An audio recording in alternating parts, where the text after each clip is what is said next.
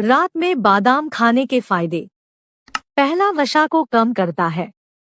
दूसरा, कैंसर को रोकता है।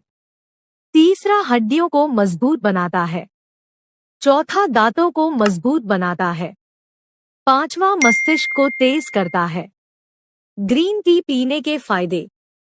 पहला, वजन घटाने में। दूसरा, बीमारी की रोकथाम। तीसरा, दांतों में फायदेमंद।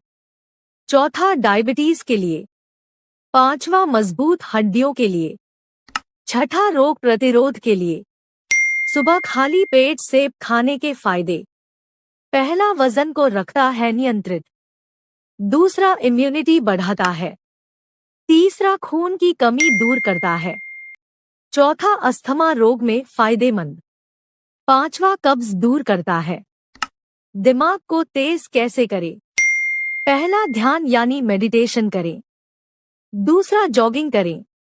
तीसरा, डाइट बेहतर करें। चौथा, बाएं हाथ का उपयोग बढ़ाएं। पांचवा, टेट्रिस खेलें। सातवां, झपकी ले। आठवां, सुबह जल्दी उठें। चेहरे की खूबसूरती कैसे बढ़ाएं? बेसन, चंदन, हल्दी और दूध का फेस पैक। इसके लिए चम्मच बेसन में थोड़ा सा चंदन पाउडर, चुटकी हल्दी और थोड़ा सा दूध मिलाकर पेस्ट बना ले और चेहरे पर लगा ले।